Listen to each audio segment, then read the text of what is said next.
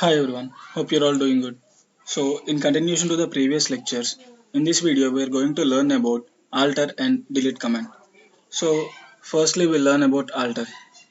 What is the main functionality of alter? An alter command is used to change the data types of a particular column in a table, or you can add a new column to the existing table, or you can delete an existing column from the table.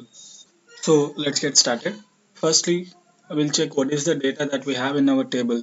So for that, we'll be using select star from our table is student. So we'll be using select star from student. So it will display all the columns and data available in that particular table. So we have two columns in the table, name and roll number. So now we'll do one thing. We'll add a new column to the existing table student. So suppose let us add the student ID to the table student. So for that, the syntax of alter is alter, and then you need to use the table keyword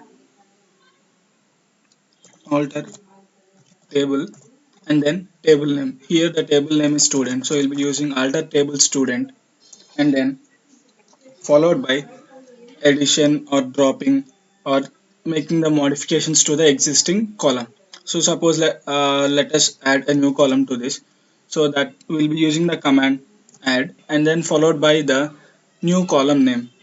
As we want to add the student ID as a new column name, we'll be using that student ID and that type of that particular column. So the student ID will be of type integer.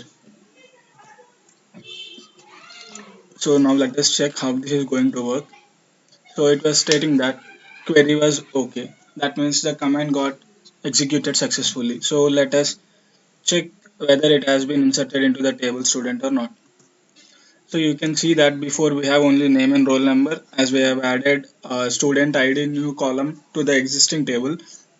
So it got updated in the table, but the values will be null because we haven't given any data to that particular student ID column. So and now using this alter command, you can remove any column from the table. Suppose let us delete the existing one from the table student. So that will be also the same way alter table and then table name that is student, and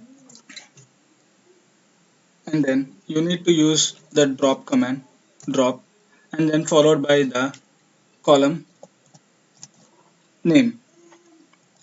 Now here we are trying to delete roll number from the table student, so you will be using alter table and then the table name followed by drop whatever the action you are going to perform, whether it may be add, drop or modify the existing data. So it will be drop and then you will be using the column name and press enter. So it was showing that query okay. So that means the roll number from the students table should be deleted successfully. Let us check that. So we can see that the roll number got deleted from the student table. So we are done with half of our lecture and then let's proceed for the next half, which is deletion of the table. So deletion of the table simply deals with deleting the existing data from the table, but the columns will remain same. Only the data inside of the table will be deleted. So delete can be done individually on the column or the entire table. Let us do a quick thing. Let us delete the name Vamsi from the table. So for that we'll be using the command delete. So the delete syntax follows as this: delete from, like from where you are deleting, followed by the table name that is student, and then you need to give the condition where that particular data should be deleted. So you'll be giving where name equals to Vamsi. So the entire row where the name matches with Vamsi gets deleted from the table student. So it was saying query okay, one row got affected. So let us check whether it got deleted or not.